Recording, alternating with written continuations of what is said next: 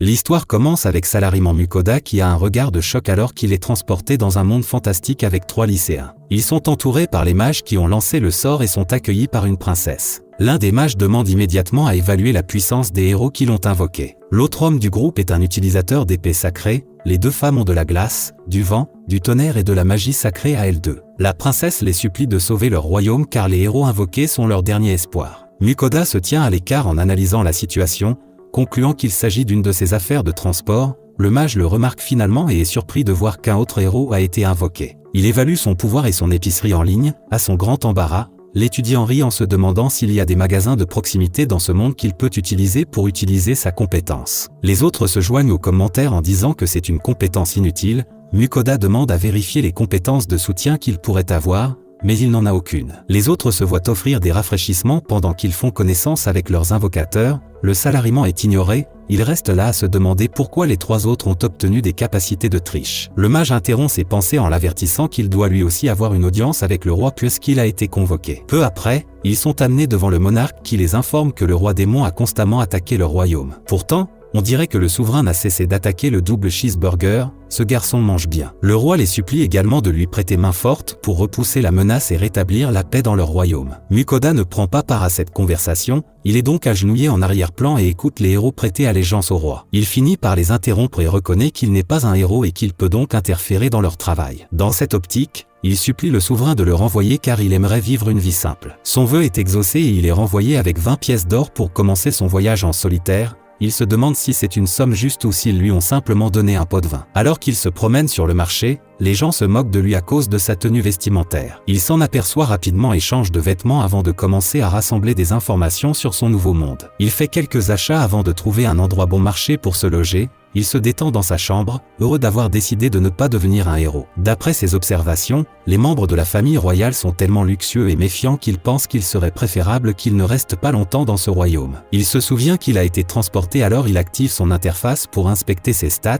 et il a une évaluation de niveau 1 et une boîte d'objets. Le salariman se rend compte que c'est une compétence qui lui permet de transporter de grandes quantités de bagages sans souci. Il remarque sa compétence unique d'épicerie en ligne, il décide donc d'essayer de l'invoquer mais rien ne se passe. Il choisit de simplement cliquer dessus à la place et à sa grande surprise, une page web d'une épicerie apparaît devant ses yeux et les articles affichés sont issus du monde moderne. Mukoda choisit d'abord de l'eau, car il a normalement mal au ventre lorsqu'il boit de l'eau en voyage. Il décide également de choisir quelque chose de facile à manger pour le moment.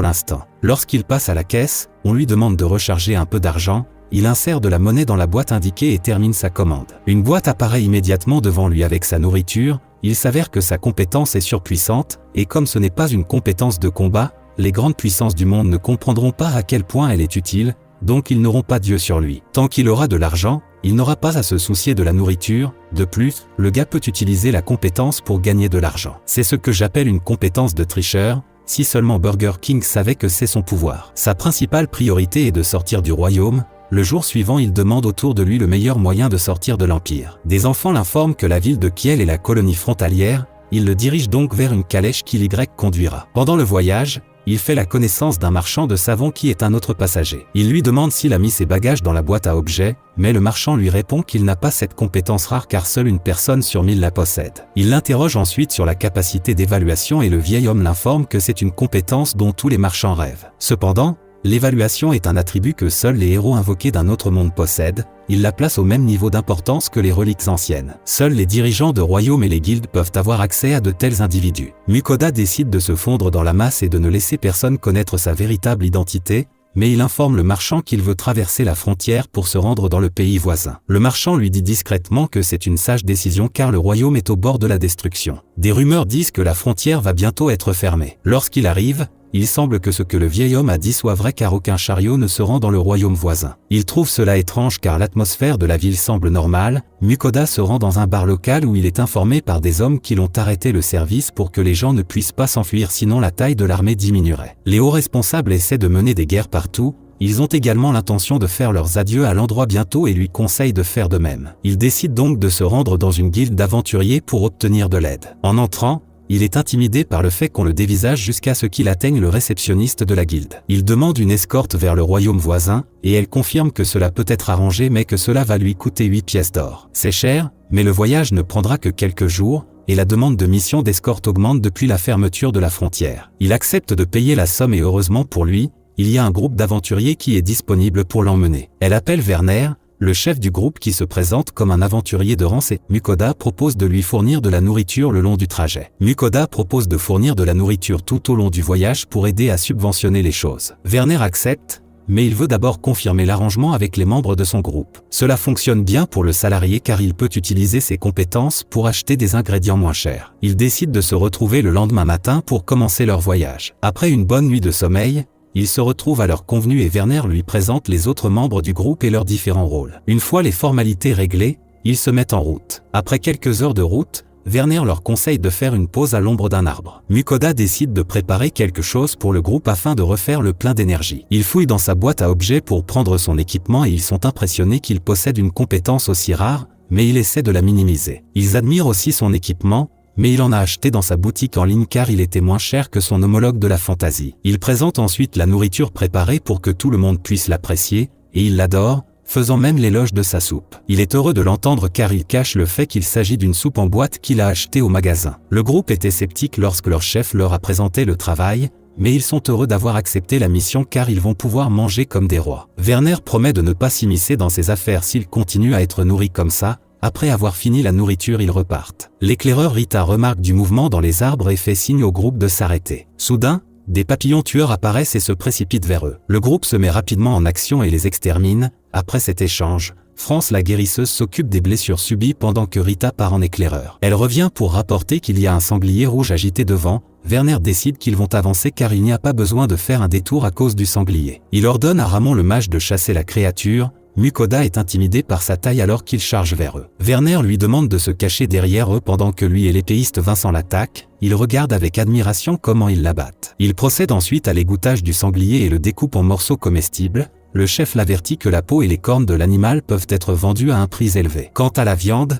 ils devront se contenter de ce qu'ils peuvent manger en raison du manque de place. Mukoda entend et propose de la stocker dans sa boîte à objets car la laisser serait du gaspillage. Après une journée mouvementée, ils décident qu'ils doivent dîner tôt. Werner veut savoir s'ils mangeront à nouveau son pain spécial. Mukoda promet de l'inclure mais veut aussi essayer quelque chose de différent. Ils préparent un feu de camp et sont impatients de le voir cuisiner mais il ne veut pas qu'il voie les ingrédients de l'épicerie en ligne. Il fait donc semblant d'être timide quand il le regarde cuisiner et il s'excuse jusqu'à ce que ce soit terminé. Il ajoute une myriade de viande et de légumes pour créer un magnifique ragoût en une seule fois qu'ils pourront manger avec le pain. Ils prennent tout leur première bouchée et s'arrêtent un moment. Mukoda s'inquiète que la nourriture ne soit pas à leur goût, mais c'est exactement le contraire. Ils finissent tous rapidement leur premier bol et en demandent un autre. Le mage explique qu'ils sont habitués à manger du jerky et du pain dur, c'est pourquoi manger quelque chose d'aussi chaud est si satisfaisant. Mukoda est heureux d'entendre cela et leur sert une autre portion. Rita commente que grâce au repas, son corps se sent plus vif que d'habitude. Les autres sont également d'accord car ils se sentent beaucoup mieux après avoir mangé la nourriture. Après les avoir écoutés, il semble que les effets soient dus à des suppléments, mais il n'a rien mis de tel dans la nourriture. Il décide d'utiliser la compétence d'évaluation pour vérifier ce qui se passe et recrache sa nourriture en état de choc lorsqu'il voit l'augmentation des statistiques de Rita. Les autres lui demandent si tout va bien vu son comportement étrange, mais il ment en disant que la nourriture est restée coincée dans sa gorge. Il a une conversation interne qui le fait paniquer en pensant que sa cuisine pourrait en être la cause. Il commence maintenant à penser qu'il pourrait être dangereux pour eux de manger de la nourriture d'un autre monde. Mais cela semble augmenter l'endurance et les pouvoirs magiques. Il commence à redouter ce qui pourrait lui arriver si quelqu'un découvrait ses effets. Il se fait donc la remarque de n'en parler à personne. Alors qu'il apprécie la nourriture et le feu de camp, une bête tapie dans l'ombre les observe. Le lendemain, ils reprennent la route et Werner l'avertit qu'ils atteindront leur destination dans 2 ou 3 jours. Une fois qu'ils auront passé la frontière, il leur faudra une demi-journée de marche pour atteindre la ville. Une nuit, ils campent au pied d'une forêt, et ils décident tous de choisir une tâche qui permettrait de monter leur camp plus rapidement. Mukoda fait enfin cuire de la viande de sanglier rouge. Il choisit d'utiliser des matériaux du monde fantastique pour la préparer cette fois-ci, mais il utilise une marinade liquide de son monde pour mariner la viande avant de préparer les légumes. Il commence ensuite à faire frire la viande, ce qui attire l'attention de tous. Lorsqu'ils s'assoient enfin pour manger, la saveur de la nourriture les renverse. Alors qu'il apprécie leur repas, la bête décide enfin de faire son apparition. Les visages des aventuriers se transforment en effroi lorsqu'elle se tient derrière Mukoda. Werner l'identifie comme le monstre légendaire appelé Fenrir. Elle leur parle et exige qu'ils la laissent manger elle aussi. Le chef de file lui fait signe de cuisiner rapidement pour la créature, mais elle en redemande, obligeant Mudoda à cuisiner de plus en plus vite jusqu'à ce qu'elle ait fini toute la viande. Elle fait l'éloge de sa nourriture et est impressionnée par sa valeur nutritionnelle. Il se présente sous le nom de Féru avant de demander à former un contrat de familiarité avec Mukoda puisqu'il s'est pris d'affection pour lui. Les aventuriers sont choqués d'entendre cela. Ils tentent de refuser mais un regard effrayant de Féru et un signe de tête d'approbation de la part du groupe le font changer d'avis très rapidement et il accepte. La bête l'incite à faire un pas en avant, et la tête de Féru se met à briller alors qu'elle se place contre Mukoda. Une étincelle de lumière suit et son corps entier se met à briller marquant la fin de la cérémonie du contrat. Cela signifie que Mukoda doit s'occuper de lui maintenant, il s'attend à 3 repas réguliers par jour. Le salarié reste là, le regard choqué. L'épisode s'achève ainsi.